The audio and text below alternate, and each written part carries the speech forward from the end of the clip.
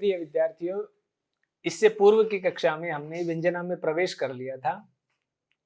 हमने देखा कि 3 प्रकार के शब्द होते हैं, 3 ही प्रकार के अर्थ होते हैं और 3 ही प्रकार की शक्तियां होती हैं।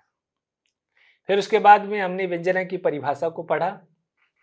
व्यंजना की परिभाषा को पढ़ने के बाद हमने ये भी पढ़ा कि व्यंजना जो है वो प्रमुख रूप से 2 प्रकार की होती है, एक शाब्दिक व्यंजना और एक आर्थी व्यंजना।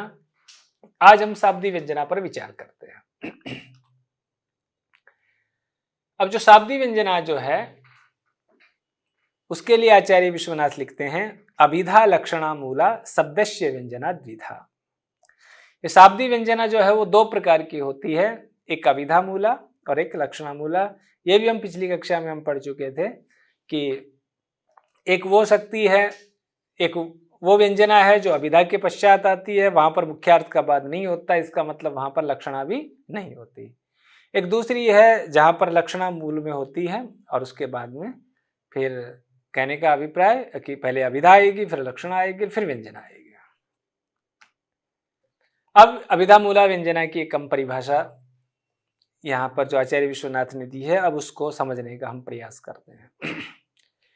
अनेकार्थस्य शब्दस्य संयोगाद्यै नियंत्रिते एकत्रार्थे अन्यधीर हेतुर्व्यंजना सा अभिधाश्रया। अब इसका कारिका का जो अर्थ करेंगे उससे पहले मैं आपको कुछ सामान्य बात बता देना चाहता हूं जो अभिधा मूला व्यंजना के लिए आवश्यक है। पहली बात तो आप ये मानिए, ये बिल्कुल दिमाग में बिठा लीजिए कि अभिधा मूला व्यंजना वहीं पर काम करेगी जहां पर अनेकार्थक शब्द होगा। कोई शब्द अनेक अर्थों को देने वाला होगा, वहां पर ही अभिधा मूला व्यंजना काम करती है। पहली बात, ठीक है। अब एक शब्द का प्रयोग किया गया और जैसे आप किसी शब्द का प्रयोग करोगे तो वहां पर अभिधा जो शब्द शक्ति है वो जितने उस शब्द के अर्थ होते हैं वो सारे के सारे अर्थ देगी। चाहे उस शब्द का एक अर्थ है, चाहे 2 अर्थ हैं, चाहे 3 अर्थ हैं, चाहे 5 अर्थ हैं, चाहे 10 अर्थ हैं, चाहे कितने भी अर्थ, ठीक है। अब एक अर्थ होगा तो वो शब्द तो कभी अभिधा मूला व्यंजना में प्रयोग होगा ही नहीं। इसका मतलब अभिधा मूला व्यंजना में जब भी प्रयोग होगा अनेकार्थक शब्द ही प्रयोग होगा, अनेक अर्थों को देने वाला ही शब्द प्रयोग होगा। फर्स्ट बात तो अनेकार्थक शब्द का पहले तो प्रयोग होगा, ठीक है। अब अनेकार्थक शब्द का प्रयोग हो गया तो अब हमारे सामने है कि हम किस शब्द का ग्रहण करेंगे, ठीक है। जैसे कि मैं आपको एक सिंपल सा एग्जांपल देता हूं। एक शब्द है सैंधव। सैंधव का अर्थ होता है नमक भी और सैंधव का अर्थ होता है घोड़ा भी, ये तो आप जानते होंगे। अब वहां पर कोई व्यक्ति कह रहा है कि सैंधवम आने, क्या लाओ, सैंधव लाओ। अब सैंधव का अर्थ घोड़ा भी हो गया और सैंधव का अर्थ नमक भी हो गया। अब आपके सामने ये बात आ गई कि आप कौन सा अर्थ लेंगे, आप नमक वाला अर्थ लेंगे कि आप घोड़े वाला अर्थ लेंगे। तो आप ये देखेंगे, अभी हम इस कारिका पर बात, कारिका के शब्दों पर नहीं जा रहे, हम इसके भावार्थ को समझने का प्रयास कर रहे हैं। तो आप देखेंगे कि आप ये देखेंगे कि वहां पर प्रकरण क्या है, ठीक है। इसका मतलब जो वक्ता कह रहा है वो सैंधव माने भोजन करते समय कह रहा है या कहीं यात्रा के समय पर कह रहा है। अब यहां पर बिल्कुल ध्यान रखने की बात है, आप सब जानते हैं इस बात को कि अगर यात्रा के समय अगर कोई सैंधव माने कह रहा होगा तो इसका मतलब उसको घोड़े की आवश्यकता है, और अगर उसने भोजन के समय सैंधव माने कहा है तो इसका मतलब उसको नमक की जरूरत है, ठीक है। लेकिन अगर आपको प्रकरण ना पता चले कि भाई क्या प्रकरण है, तो अगर आपको प्रकरण का पता ना चले कि प्रकरण क्या है तो आप कैसे डिसाइड कर पाएंगे, आप कैसे ये बात डिसाइड कर पाएंगे कि यहां पर हमें नमक अर्थ लेना है या घोड़ा अर्थ लेना है। ठीक है, तो ठीक स्थिति अभिधा मूला व्यंजना में भी होती है कि जब अनेकार्थक शब्द का प्रयोग किया जाएगा तो वह शब्द बहुत सारे अर्थ देगा, और जब बहुत सारे अर्थ दे देगा तो अब वहां पर क्या होगा कि अब हमारे पास तो अनेक अर्थ आ गए, अब हम उनका क्या करें। तो वो स्थिति वैसी ही हो जाती है कि जैसे मैं आपको एक उदाहरण दूं कि जैसे आप में से कोई या हम में से कोई कहीं किसी जगह हम जा रहे हों और अचानक वहां पर एक चौराहा आ जाए। अब चौराहा आने के बाद हमें ये नहीं पता कि हमें सीधे जाना है या राइट साइड में जाना है या लेफ्ट साइड में जाना है, या कई बार तो ऐसा भी हो जाता है कि जिधर से आए हुए होते हैं ये भी हमें नहीं पता, हो सकता है कि हम गलत दिशा में आ गए हों और जिधर से आ रहे हैं उधर ही लौट के जाना होता है। तो अब ऐसी स्थिति में आप क्या करते हो?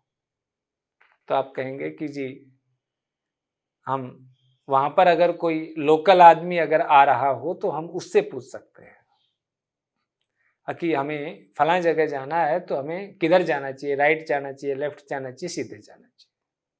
ठीक है, वहां का कोई परिचित लोकल व्यक्ति हो, कोई वहां का लोकल व्यक्ति हो, हम उससे पूछ सकते हैं, या जिस व्यक्ति के पास जा रहे हैं हम उसको कॉल करके भी पूछ सकते हैं कि हम इस दिशा से आ रहे हैं और अब चौराहा आ गया है, अब बताओ कि हमें तुम्हारे घर पे आना है, तुम्हारी तरफ हम आ रहे हैं, हमें किस दिशा में जाना चाहिए। वो व्यक्ति भी बता सकता है। अन्यथा आप गूगल मैप का सहारा ले सकते हैं, आजकल तो गूगल मैप के माध्यम से भी हम मार्ग निर्धारण कर लेते हैं। अन्यथा आप थोड़ा सा कुछ कदम चलें और आपको लेफ्ट साइड में या राइट साइड में या सामने की तरफ कोई आपको माइलस्टोन नजर आए और उस पर लिखा हुआ हो और आप उससे आइडिया लगा लें। कहने का मतलब यह है कि आप चौराहे पर जाकर के भ्रमित हो गए कि अब मुझे किस दिशा में जाना है, तो वहां पर भ्रमित होने के बाद वहां का लोकल व्यक्ति, आपके मित्र का कॉल, अथवा वहां का माइलस्टोन अथवा गूगल मैप, ये चारों, अभी हमने चारों का उदाहरण दिया, चारों का उल्लेख किया, इन चारों में से कोई एक हमारे लिए सहायक बनता है और हम अपने गंतव्य पर पहुंच जाते हैं। ध्यान रखना बच्चों, ठीक वैसा ही यहां भी सहृदय की स्थिति होती है। जब अनेकार्थक शब्द का प्रयोग किया जाता है तो अनेकार्थक शब्द का प्रयोग किए जाने के बाद में, अनेकार्थक शब्द का प्रयोग किए जाने के बाद में क्या स्थिति बनती है हमारी, कि वही स्थिति बन जाती है चौराहे पर पहुंचे हुए व्यक्ति के समान, कि इतने सारे अर्थ आ गए, अब हम क्या करें। तो फिर आप क्या करते हो कि वहां पर संयोग आदि के द्वारा, संयोगाद्य नियंत्रित, संयोग आदि के द्वारा वहां पर नियंत्रित होता है। क्या अर्थ नियंत्रित होता है। ठीक है, जैसे आगे इन्होंने बताया है, ये होते हैं। जैसे मैंने आपको थोड़ी देर पहले चर्चा की कि जब आप चौराहे पर जाकर के भ्रमित हो जाते हैं तो वहां पर माइलस्टोन है, लोकल व्यक्ति है, गूगल मैप है आदि, वो आपको ठीक रास्ते पर जाने में हेल्प करते हैं। तो ठीक उसी प्रकार से जब कोई ऐसा शब्द हो जो बहुत सारे अर्थों को दे दे, तो बहुत सारे अर्थों को देने के बाद हमें किसी एक अर्थ को डिसाइड करना होता है, और एक अर्थ को डिसाइड करने में ये कारक होते हैं। कौन कौन से? संयोग है, विप्रयोग है, साहचर्य है, विरोधिता है, अर्थ है, प्रकरणम है, लिंग है, शब्द अन्य शब्द की सन्निधि है, सामर्थ्य है, औचित्य है, देश है, काल है, व्यक्ति है और स्वर है, और उसके साथ में आदि शब्द का भी प्रयोग कर दिया। ठीक है, तो और अंत में जो अंतिम पंक्ति है वो बहुत इंपॉर्टेंट है। यहां पर क्या कहते हैं? शब्दार्थस्य अनवच्छेदे, जहां पर शब्द के अर्थ का निर्णय नहीं होता, जहां पर शब्द के अर्थ का निर्णय नहीं होता, वहां पर ये जो संयोग, विप्रयोग, साहचर्य, विरोधिता आदि है, ये विशेष स्मृति के हेतु होते हैं, अर्थात विशेष अर्थ का बोध कराने वाले होते हैं। ये कहने का अभिप्राय है। अब पुनः हम उसी कारिका पर आ जाते हैं और हम एक एग्जाम्पल इसका हम लेकर के, और उसके बाद हम धीरे धीरे इस कारिका को समझने का प्रयास करेंगे, आगे बढ़ेंगे। अब बच्चे क्या है कि देखिए, अब आपने क्या था, अनेकार्थस्य शब्दस्य, पहले तो आप इसी को ही देखो, इसमें क्या हो गया, पहली शर्त आपने जान ली कि शब्द होगा तो वो बहुत सारे अर्थों वाला होगा, ये तो सच्चाई है। अगर कोई शब्द होगा तो अनेक अर्थों वाला होगा, पहली बात, ठीक है। अब बहुत सारे अर्थ वाला हो गया, अब उसके बाद क्या करेंगे, तो कहते हैं संयोग आदि के द्वारा नियंत्रित। संयोग, विप्रयोग, साचर्य, विरोधिता, अभी हमने जिसकी चर्चा की थी, ये सारे के सारे फैक्टर एक साथ उपस्थित हो जाते हैं कि हमारी मदद लीजिए। अब सबकी मदद नहीं लेते, वहां पर जो उसके लिए उपयुक्ततम होता है हम उसकी मदद लेते हैं, और उसकी मदद लेकर के हम क्या करते हैं, किसी एक अर्थ पर पहुंच जाते हैं, ठीक है। अब क्या होगा, एकत्रार्थे, एकत्रार्थे मतलब एक अर्थ में नियंत्रित हो जाने पर। तो अभी तक हमने क्या, दो स्टेप जानी।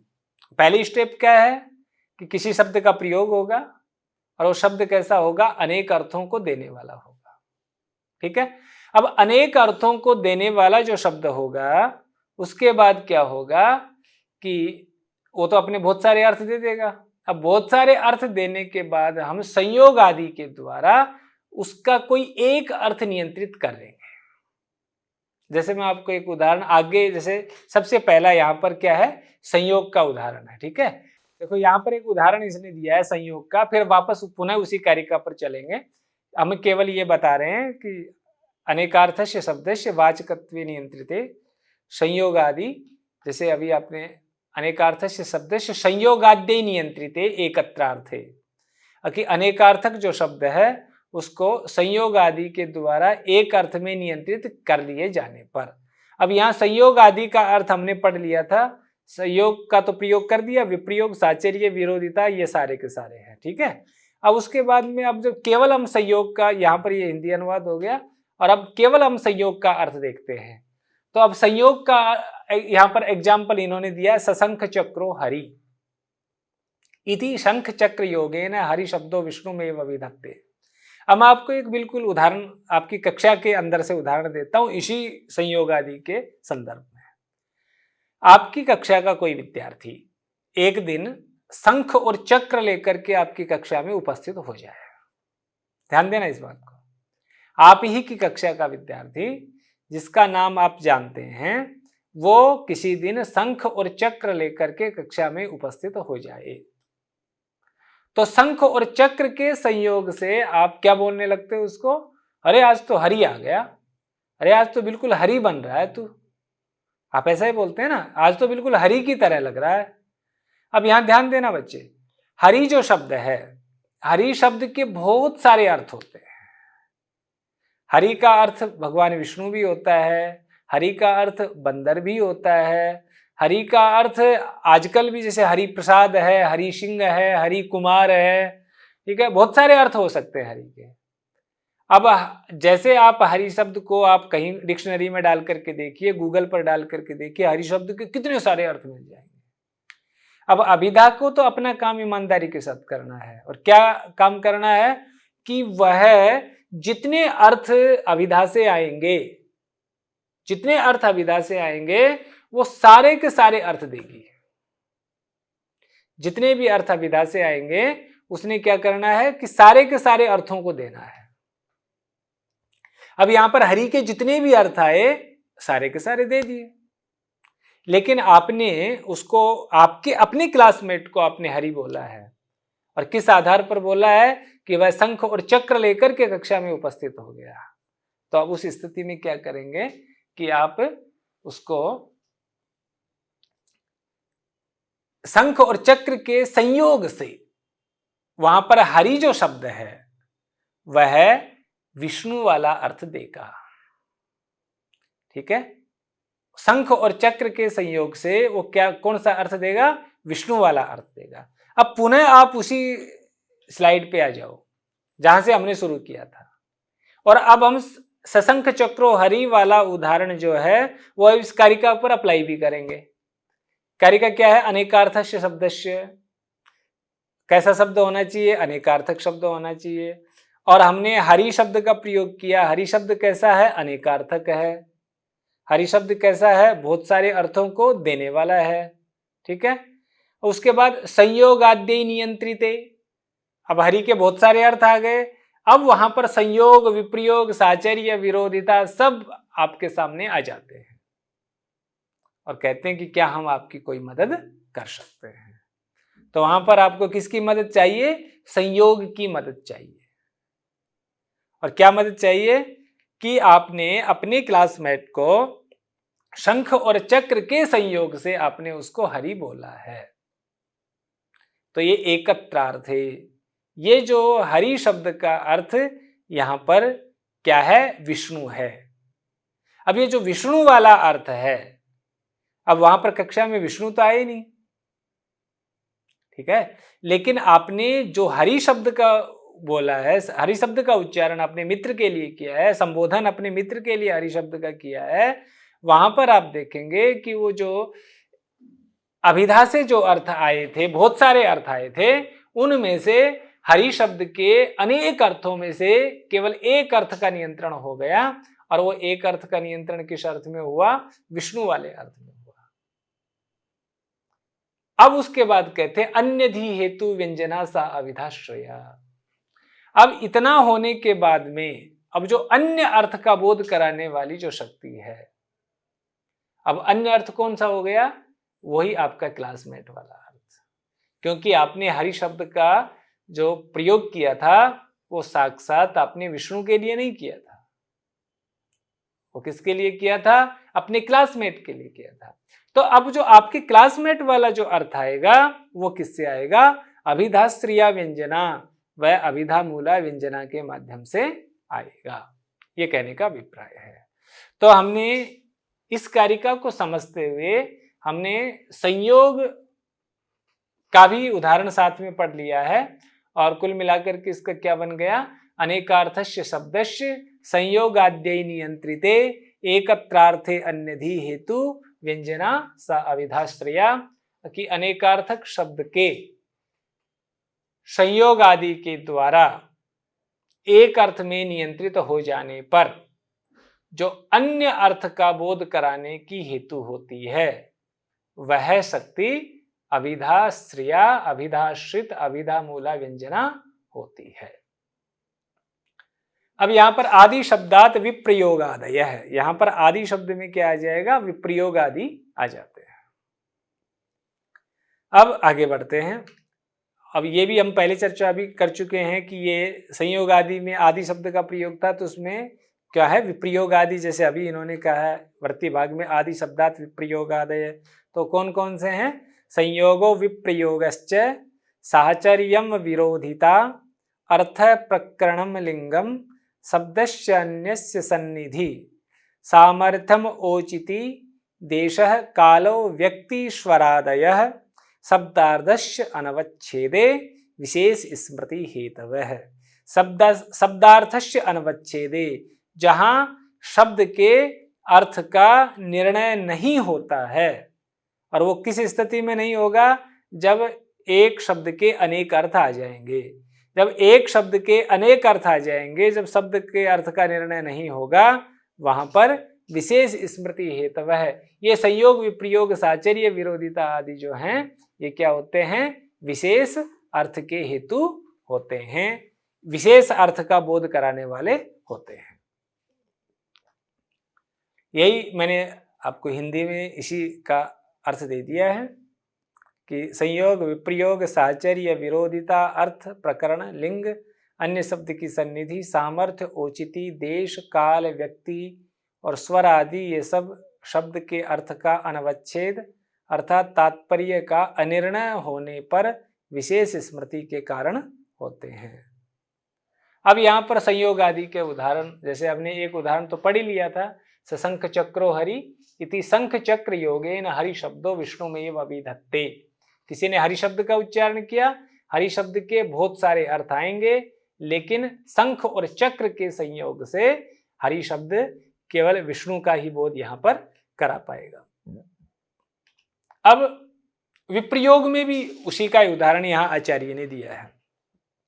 असंख्य चक्रो हरि, जैसे अभी हमने थोड़ी देर पहले आपसे चर्चा की थी कि अगले दिन आपका वही क्लासमेट जो है वो बिना शंख और चक्र के आ जाए, और बिना शंख और चक्र के आ जाए और आप उससे क्या कहें, अरे वाह आज तो हरि बिना शंख चक्र के ही आ गया।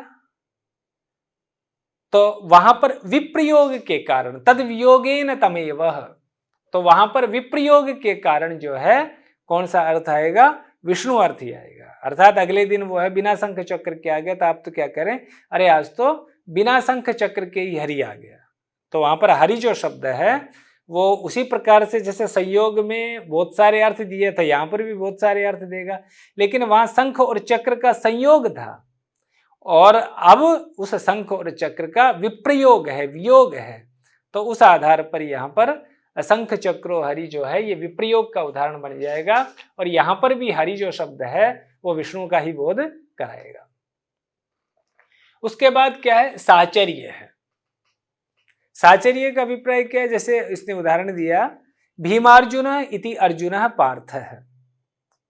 कोई कहे कि भाई इन दोनों की तो भीम और अर्जुन जैसी जोड़ी है, ये दोनों तो भीम और अर्जुन की तरह साथ में रहते हैं। अब ध्यान देना बच्चे, भीम कितने होंगे इस दुनिया में, आज तक कितने भीम हुए होंगे। आप देखो कितने सारे, आपको एक महाभारत काल में भीम थे, ठीक है। भीम हम भयंकर को भी कहते हैं, विशालकाय कोई भयंकर उसको भीम कहते हैं। ऐसे न जाने कितने, कोई भीम सिंह होगा, कोई भीम कुमार होगा, कोई भीम प्रसाद, न जाने कितने सारे भीम हो सकते हैं। और उसी प्रकार से अर्जुनों की भी कमी नहीं है, न जाने कितने सारे अर्जुन हैं। कुंती पुत्र अर्जुन है, कार्तवीर्य अर्जुन है, और आज भी न जाने कितने सारे अर्जुन जो हैं वो आप गूगल पर सर्च करके देखिए, कहीं कोई अर्जुन प्लेयर है, कहीं कोई बैंक मैनेजर है, कहीं कोई अध्यापक है, कहीं कोई ड्राइवर है, कहीं कोई व्यापारी है, न जाने कितने सारे अर्जुन होंगे। लेकिन जब भीमार्जुनो शब्द का प्रयोग किया जाएगा तो हम किस भीम और किस अर्जुन का लेंगे, तो यहाँ पर कहते हैं कि यहाँ साचर्य जो है वो संयोग आदि में अपना सबसे महत्वपूर्ण वहां पर कार्य करेगा, और वहां पर अर्जुन का अर्थ हम पार्थ लेंगे, प्रथापुत्र अर्जुन लेंगे। उसके बाद विरोधिता का उदाहरण है, तो इनको उसी प्रकार से समझना है जैसे कि सारे के सारे भीमार्जुन अनेकार्थक शब्द है, ठीक है। सशंख चक्रो हरि में हरि शब्द अनेकार्थक था, असंख्य चक्रो हरि में हरि शब्द अनेकार्थक था, साचर्य में भीमार्जुनो अनेकार्थक शब्द है, न जाने कितने सारे भीम हैं, न जाने कितने सारे अर्जुन हैं, अलग अलग भीम जा रहा है भीम आएगा, अर्जुन जा रहा है अर्जुन आएगा, तो हम नहीं समझेंगे, न जाने कितने सारे अर्जुन हो सकते हैं, कितने सारे भीम हो सकते हैं। लेकिन कोई कहे कि भी तुम दोनों की जोड़ी तो भीम और अर्जुन जैसी है, उन दोनों की जोड़ी तो भीम और अर्जुन जैसी है, तो भीम और अर्जुन का जो साचर्य है वो जगत प्रसिद्ध है, इतिहास प्रसिद्ध है। इसलिए उस साचर्य के कारण भीम और अर्जुन अनेकार्थक शब्द होते हुए भी हम उसका अर्थ कुंती पुत्र अर्जुन और कुंती पुत्र भीम ही यहां पर लेंगे, ये कहने का अभिप्राय है। अब जैसे विरोधिता में इन्होंने एग्जाम्पल दिया है, कर्णार्जुनो इति कर्णः सूतपुत्र है।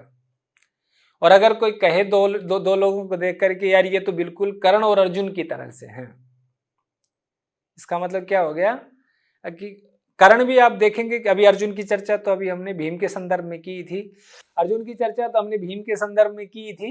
अब कर्ण का भी वही स्थिति है, जिस प्रकार से अर्जुन नाम के बहुत सारे व्यक्ति हैं, भीम नाम के बहुत सारे व्यक्ति हैं, इतिहास में भी हैं, वर्तमान में भी हैं, ठीक उसी प्रकार से कर्ण की भी वही स्थिति है। कर्ण कुमार, कर्ण सिंह, कर्ण सेन, न जाने कितने सारे हो सकते हैं। अब वही स्थिति यहाँ पर भी बनती है। लेकिन कोई कहे कि यार वो दोनों तो बिल्कुल कैसे हैं, कर्ण और अर्जुन की तरह से हैं, इसका मतलब वो दोनों कैसे हैं, उन दोनों का जो विरोध है वो अत्यंत प्रसिद्ध है, बहुत भयंकर विरोध है, जगत प्रसिद्ध विरोध है, ये कहने का अभिप्राय है। अब उसके बाद अर्थ, अब यहां ध्यान देना, अर्थ का मतलब यहां मीनिंग नहीं है। अर्थ जो शब्द है उसका अर्थ यहां पर मीनिंग नहीं है, यहां अर्थ का अर्थ तात्पर्य प्रयोजन से। जैसे कई बार आपने सुना होगा ना, भवान किमर्थम गच्छति, आप किस लिए जा रहे हैं, तो वो प्रयोजन जो है उस सेंस में यहाँ पर अर्थ का अभिप्राय है। तो क्या है, जैसे किसी ने कहा स्थाणुम वंदे, मैं स्थाणु की वंदना करता हूं। अब स्थाणु का अर्थ तो लकड़ी का टुकड़ा भी हो सकता है, कोई ठूठ भी हो सकता है, स्थाणु का अर्थ शिव भी हो सकता है। तो आप अच्छे से जानते हैं कि अगर वंदना की जाएगी तो लकड़ी के ठूठ से तो की नहीं जाएगी। वंदना अगर हम करेंगे तो किससे करेंगे? भगवान शिव से ही करेंगे। इसलिए यहाँ पर स्थाणु जो है वह अनेकार्थक शब्द है, लेकिन यहाँ पर अर्थ के कारण, अब देखना संयोगादि के कारण, तो संयोगादि में यहाँ पर कौन सा आएगा? अर्थ के कारण। अर्थ के कारण यहाँ पर क्या होगा? शिव ही अर्थ आएगा स्थाणु का। तो ये कहने का अभिप्राय है। तो यहाँ पर स्थाणु शब्द है वो अनेकार्थक है और संयोग आदि में अर्थ आगे आएगा और अर्थ आगे आकर के यहाँ स्थाणु शब्द का अभिप्राय देगा। अब उसके बाद है प्रकरण। प्रकरण का एग्जाम्पल इन्होंने दिया है, सर्वम जानाति देवः इति देवो भवान है। जैसे कोई कहता है कि आप देव तो सब जानते हैं। अब देव शब्द के तो बहुत सारे अर्थ हो जाएंगे, ठीक है, और इतने सारे देवता तो हमारी मान्यताओं में हैं और यह भी सच है कि देव तो सब जानते हैं। लेकिन अब यहां पर कौन सा देव होगा? किस देव की बात करेंगे? तो कहते हैं कि अगर कोई प्रकरण है, ठीक है, कोई प्रकरण चल रहा है, ठीक है, और प्रकरण में अगर कोई गुप्त मंत्रणा हो रही है या किसी भी प्रकार की मंत्रणा है और उस मंत्रणा में कोई आदमी अचानक कहता है कि यार आपको क्या बताना, सर्वम जानाति देव, आप तो सब कुछ जानते हैं, देव तो सब कुछ जानते हैं, ठीक है। और कई बार आपने जो पुराने सीरियल्स वगैरह में देखे भी होंगे कि जब किसी गुप्तचर इत्यादि को, दूत इत्यादि को, जब राजा अपना संदेशवाहक या कुछ उस प्रकार से कोई सूचना को एकत्रित करने के लिए भेजता था, तो दूत जो है, संदेशवाहक जो है, गुप्तचर जो है, वो पहले राजा को प्रणाम करते हुए उसकी सर्वज्ञता को व्यक्त करता था और उस आधार पर क्या कहता है कि आप तो सर्वज्ञ हैं, सर्वम जानाति देव, आप सब जानते हैं, मैं तो एक निमित्त मात्र हूं, मैं तो अपनी वृत्ति का निर्वाह कर रहा हूं, आप तो सब जानते हैं। तो कहने का अभिप्राय ये है कि यहाँ पर सब जानना, जो मतलब यहाँ पर जो देव शब्द जो है वो वैसे सच है कि देव शब्द सब कुछ जानता है, लेकिन यहाँ प्रकरण के कारण यहाँ ये अर्थ आएगा और यही हमें लेना है। और देव शब्द के अनेक अर्थ होते हुए भी यहाँ पर देव जो है वो सामने जो व्यक्ति बैठा हुआ है, आदरणीय जो व्यक्ति बैठा हुआ है, उसी सेंस में यहाँ देव शब्द आया है। लिंग का उदाहरण हम देख लेते हैं। कुपितो मकर ध्वज है।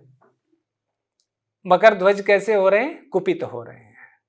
तो यहाँ पर आप देखेंगे कि पहली बात तो आपको ये देखना है कि यहाँ पर जो लिंग जो शब्द है वो पुल्लिंग, स्त्रीलिंग और नपुंसक लिंग के लिए नहीं है। यहाँ जो लिंग शब्द आया है वो वस्तुतः चिन्ह के लिए है। जैसे कोई कहता है कुपितो मकर ध्वज है, मकर ध्वज इस समय कैसे हो गए हैं? कुपित हो गए हैं। तो यहाँ पर मकर का ध्वज है जिसका साक्षात रूप से जिसके ध्वज पर मकर स्थित है, तो ऐसे कौन हो सकते हैं? कामदेव हो सकते हैं। तो कामदेव वाला जो अर्थ है वो यहाँ पर आ जाएगा और उस सेंस में हम यहाँ पर ये अर्थ लेंगे। तो आज हमने संयोग, विप्रयोग, साचर्य, विरोधिता, अर्थ, प्रकरण, लिंग, इनका हमने आज पढ़ा है। तो आज की जो कक्षा है वो हम यहीं पे समाप्त करेंगे, क्योंकि उसके वैसे तो ये जैसा कि हमने कारिका में पढ़ा था, संयोगो विप्रयोगस्य साचर्यम विरोधिता अर्थ प्रकरण लिंग, और भी बहुत सारे हैं, लेकिन आज हम इसी कक्षा को अब यहीं तक हम समाप्त करेंगे। अब इसमें जो संयोग विप्रयोग में जो लिंग के बाद के जितने भी तत्व हैं उनको हम बाद में अगली कक्षा में हम पढ़ेंगे। तो तब तक के लिए आपका बहुत बहुत धन्यवाद।